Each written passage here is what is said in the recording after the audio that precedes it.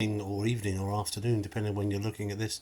My name's Kevin. I'm reading my father's letters that he wrote every day of the year in 1999. It's called Dear NEBody, and he just wrote them as a bit of a sort of daily reflection in the year prior to the millennium. My apologies for anyone who's been sort of trying to follow. As you probably know now, I've been in hospital a bit, I've come out, but I can tell you, having spent about 3 days in bed, just doing simple tasks like talking to a video has really been quite difficult. It's not as if I haven't had time either, and so my apologies. It's just sometimes things are just, they appear too much effort, and I'm back up to the hospital in a moment. But so apologies for missing some days again. I'm trying to catch up on the 6th, 7th, and today is the 8th of April 1999. And what appears to be a main topic of point was the war in the Balkans, the Kosovans, and there was a lot of talk about that in the news in the last 2 or 3 days, and Dad seemed to focus on that, and I think it's probably because of his military background. So he had one or two views which were probably would be a bit controversial, so I'm being a bit economic with what I share, really. But to suffice to say, I think he was recalling his own experience in the Marines, and I guess things in the 50s maybe were just less politically correct, and so the things he used to tell me what they did and what he was suggesting they could do today, I think probably just are not perhaps as relevant, or perhaps share worthy as I'd like, really. But nonetheless, he had an opinion about how things perhaps should have been handled, allowing people to say things, do things which they perhaps wouldn't have done 20, 30 years earlier. And bearing in mind, I suppose, it wasn't that long ago back then for my dad. I suppose he's still, the war and that, and in the 50s and 60s was still perhaps quite relevant to him. However, on the 8th, sorry about the jiggling. Oh dear, sorry. Okay, just about today, I'm just going to focus on today.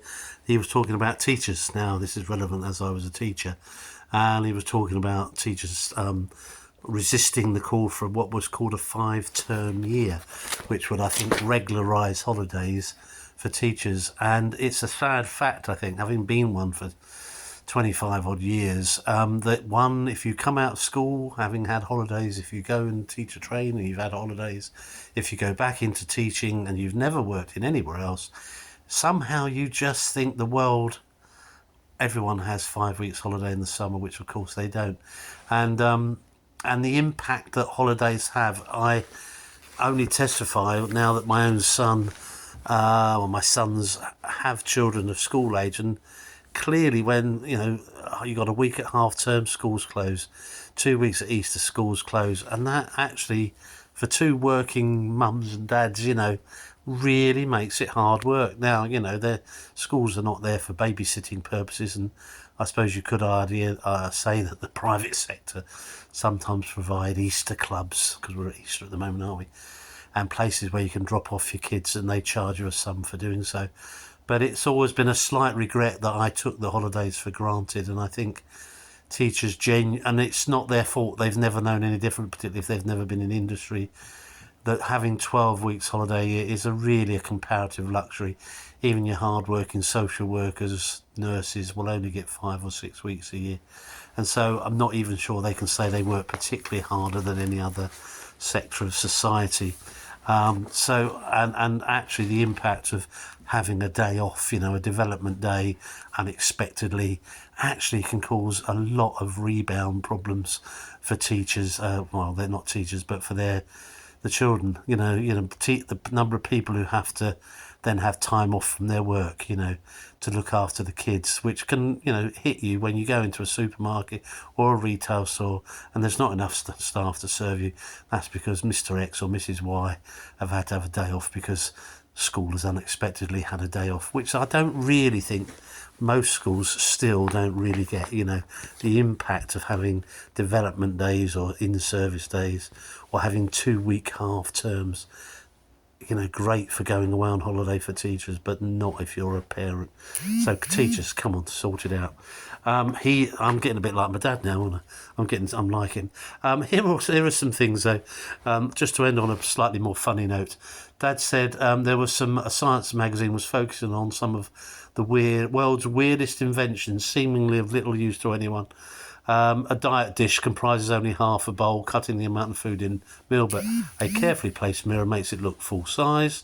There was a breathing tube that you could use by sticking it down the toilet. So if you had a fire, you could eventually find fresh air if you went far enough, I suppose, and could breathe fresh air until the fire brigade arrived. There was something called the sticky bomb in World War II that would stick to ships, but no one could work out how to throw it without it sticking to you. And then what else was it? Oh yes, a survey of 24,000 car owners sadly saw that no British car was in the top 10 apart from the Jaguar. And that was a little bit of a sad thing, and it's very relevant today, isn't it, about sort of car manufacturing in Britain with Trump's sort of tariffs that he's proposing. So it's all a bit hard going at the moment as far as manufacturing, so not sure where that will lead us, but watch this space, I guess. And his PS was that Coronation Street had been sold to the Americans for £1 million, which I'm sure now would be 10 times that amount, and Dad was wondering how on earth they were going to get up with the up north accents. But so most Americans couldn't understand the Brits, liked the accent but couldn't understand them, so he was looking forward to seeing what was going to happen with that. Anyway, thanks for bearing with me. Sorry that it's been a bit of a pickle as far as, and I hope my dad will forgive me having the blip, but it's just been really hard work to try and get into any routine. But I've actually come and made it down into the living room today, and I'm just off in about 10 minutes to back up to the hospital to have a wound change, so bear with, but I hope you're still hanging in there, and we'll try and get back on track when I'm a bit more back on track, if that's okay. You take care, mine. There you go.